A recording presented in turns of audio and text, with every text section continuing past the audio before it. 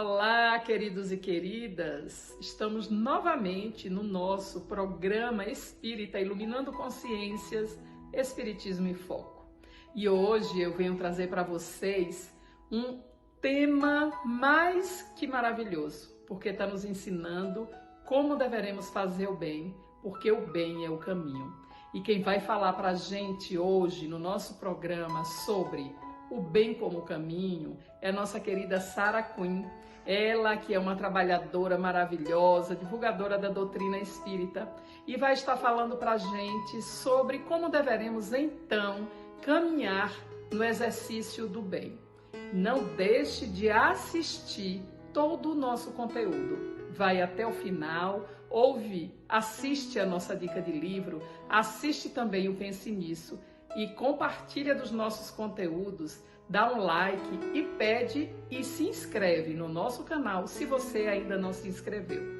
Aguardamos a sua colaboração, porque isso, gente, faz com que o nosso canal tenha visibilidade e a gente continue a trazer conteúdos maravilhosos como este, que você vai assistir agora com a Sarah Quinn, O Bem como Caminho. Meu nome é Sarah.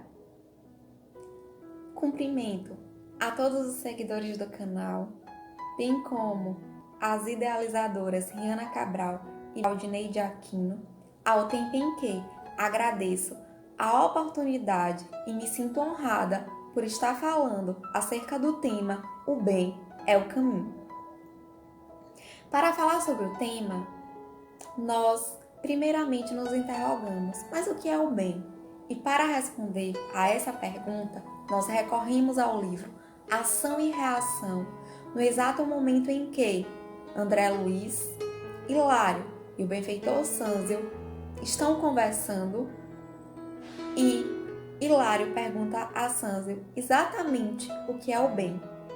Ao tempo em que Sânzio responde: o bem é progresso, felicidade, justiça e segurança para todos os nossos semelhantes, para todas as criaturas da nossa estrada. Então o bem, desse modo, é a cooperação com a lei em favor de todos. Não é em favor dos meus intentos, do que eu quero, das minhas vontades, e sim em favor de todos. E a gente recorda então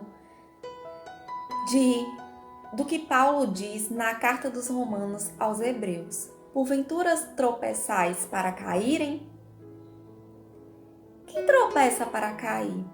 E a gente percebe então que os nossos tropeços são oriundos exatamente da vontade e busca de progresso, felicidade, justiça e segurança apenas para comigo. Mas não adianta eu querer resguardar apenas a mim. Tem uma frase de Mahatma Gandhi, da qual eu gosto muito, que diz o seguinte: enquanto uma lágrima rolar do outro lado do mundo, eu não serei plenamente feliz. E Emmanuel vem completar o meu raciocínio dizendo o seguinte: a providência divina não pode cair com seus filhos. Então, Deus não pode fazer um compromisso apenas comigo. Deus não pode fazer um compromisso em que só eu seja beneficiado, porque o compromisso com Deus é com todos. E como paradigma desse exercício no caminho do bem, desse bem, do bem em sua plenitude, nós não temos como não recordar Jesus em sua caminhada, em sua trajetória terrena, porque Jesus deu tudo de si em benefício dos outros, em ato de extremo sacrifício. Jesus, não se importando com as incompreensões de muitos, bem como do sofrimento pelo qual passou, a flagelação e a morte, Jesus, em benefício de todos, renunciou a si mesmo. Em determinados momentos, quando a gente quer seguir o bem como caminho, nós precisamos renunciar a nós mesmos. Como então, agora que já avançamos no conceito de bem, como então a gente vai vivenciar o bem? Como é que a gente vai desenvolver o bem? Como é que a gente vai colocar o bem em nossa caminhada? E não tem como dissociar o bem das relações, das interações. Das relações com quem? Da relação com Deus, da relação conosco mesmo e da relação com o outro. Sim, um obstáculo que se afigura na minha relação com Deus, quando eu estou tratando da minha relação com Deus, é exatamente o afastamento de Deus. Porque quando as coisas começam a sair de modo desfavorável aos meus olhos carnais na minha existência, eu vou me afastando de Deus. E nesse momento a gente recorre e recorda da parábola do filho pródigo. E a gente só lembra do filho pródigo, mas o outro filho também, ele tinha um grande problema de egoísmo. E quando nós alimentamos o orgulho, o egoísmo, quando queremos essa felicidade, segurança, progresso apenas para nós mesmos, nós construímos um abismo em torno de nós. E muitas vezes nós nos revoltamos com Deus. Por que, Deus, isso comigo? Por que eu estou passando por essa situação? Eu não mereço essa situação. E a gente se revolta. Ou muitas vezes, nessa relação com Deus, nós somos teimosos. Eu não aceito isso. Eu não vou passar por essa situação.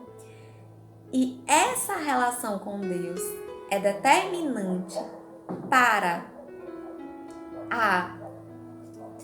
o êxito das outras relações, para a condução das nossas outras relações, porque quando a nossa relação com Deus está em desequilíbrio, nós desequilibramos as nossas outras relações.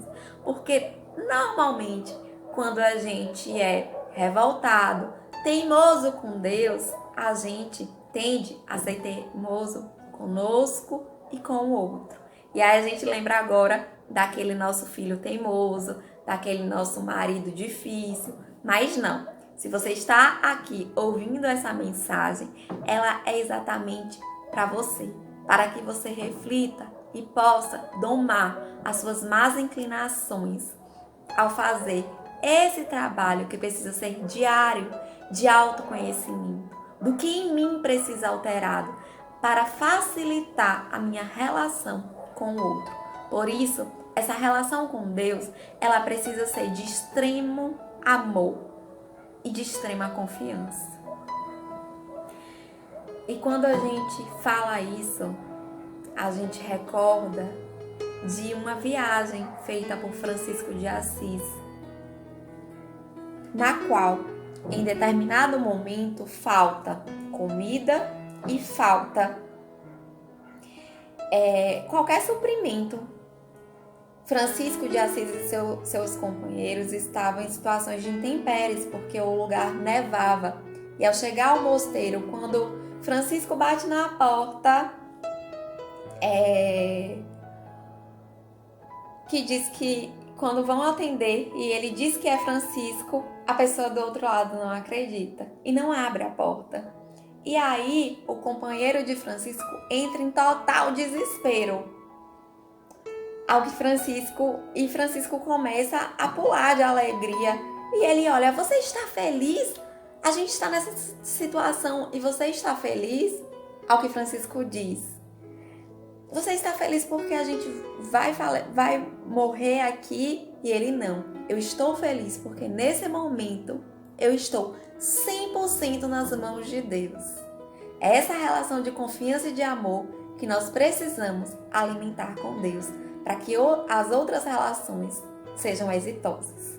Quando a gente fala da nossa relação conosco mesmos, a gente precisa nos enxergar como enxadas. Enxadas, exatamente.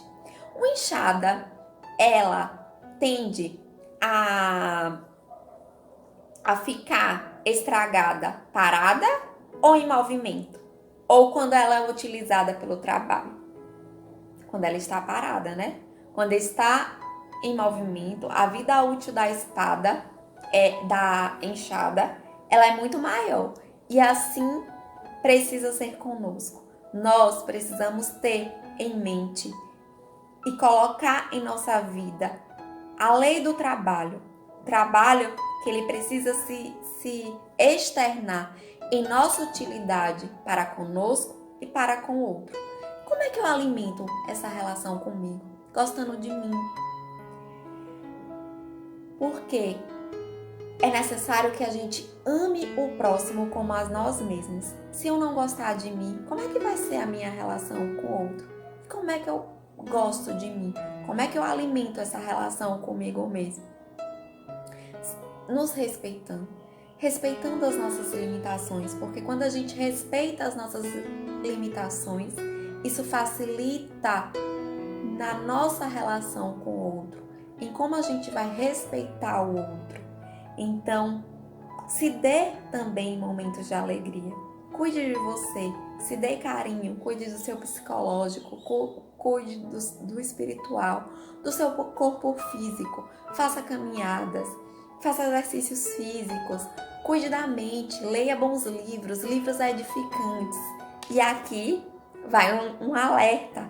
Quando você está lá assistindo aquela palestra de Raul Teixeira, de Divaldo, de Haroldo, o espírito obsessor, ele vai se cansando dessas nossas práticas. Então ele se afasta de nós, porque ele não, ou ele é doutrinado e aí passa a ser um benfeitor em nossas existências, ou então ele se cansa de nós e se afasta. Olha que coisa boa, a gente cuidando de nós e cuidando do outro.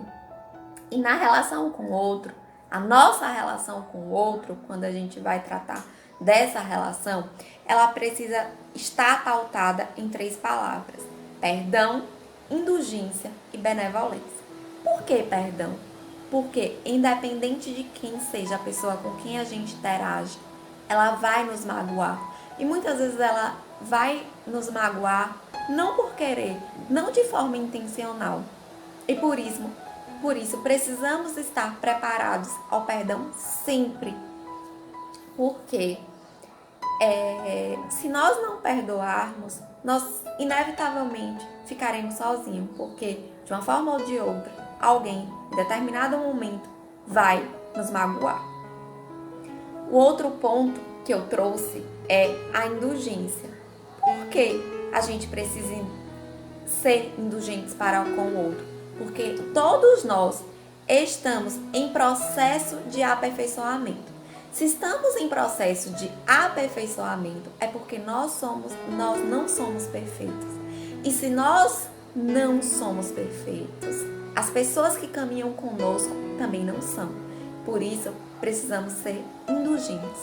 Por fim, precisamos ser benevolentes. Por qual razão nós precisamos ser benevolentes? Porque muitas vezes o outro não vai pensar como eu penso, não vai votar no mesmo partido político que eu voto. Ele não vai ter a mesma orientação sexual que eu.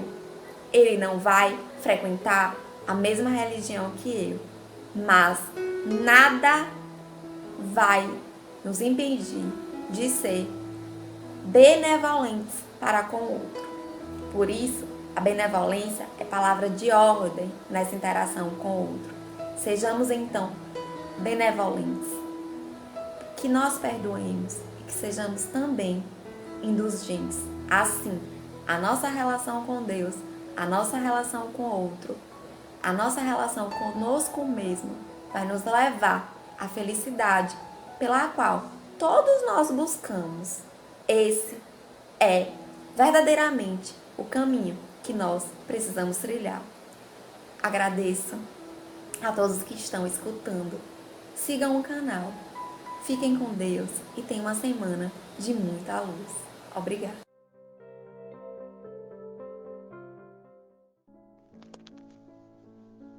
E a nossa dica de livro hoje é Messe de Amor, de Divaldo Pereira Franco, pelo espírito Joana de Ângeles.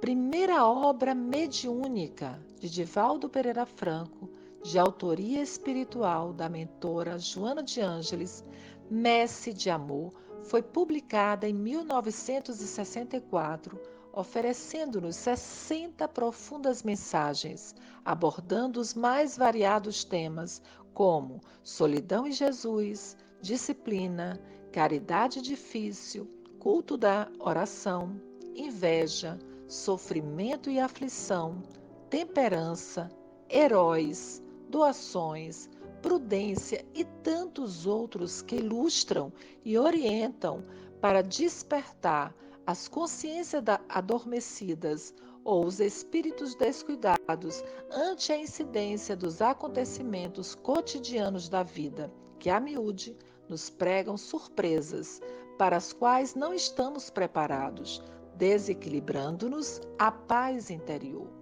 Lendo Messe de Amor, fortalecemo-nos espiritualmente, ampliamos a nossa compreensão a respeito da imortalidade da alma, da lei de causa e efeito, da necessidade de sofrermos quando resgatamos nossos débitos através da reencarnação. Valiosa oportunidade que o amor de Deus nos oferece para conquistarmos a paz e prosseguirmos amando e servindo sempre. Temos a certeza que você irá gostar. Uma ótima leitura e muita paz.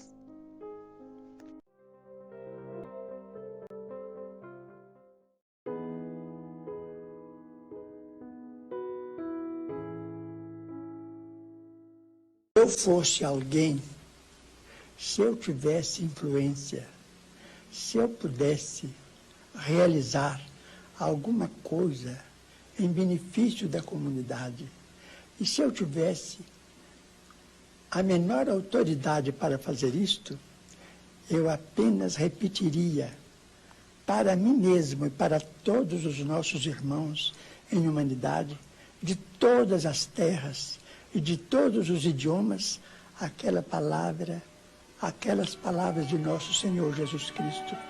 Amai-vos uns aos outros como eu vos amei. Porque amor com esquecimento de si mesmo. Porque amor nada pedindo para si. O amai-vos uns aos outros foi superado pelo amai-vos uns aos outros como eu vos amei. Amar alguém ou alguma causa sem pedir nada, sem esperar o pagamento nem mesmo da compreensão da inteligência do próximo, então é trabalhar por uma humanidade mais feliz, por um mundo melhor, pela extinção das guerras e pelo incentivo do progresso em bases morais convenientes para que nós todos estejamos no melhor lugar possível, que possamos ocupar no campo da vida humana, servindo ao Pai, ao Criador, a nosso Senhor Jesus Cristo e a todos os princípios cristãos, ou mesmo aos princípios mais nobres de outras religiões, para que, com o respeito mútuo, possamos vencer todas as barreiras e amar como o amor deve ser consagrado entre nós. Isto é, amor sem recompensa, porque todo amor que é possessivo, infelizmente, ainda é um amor muito parente, de grande parentesco com o amor dos animais.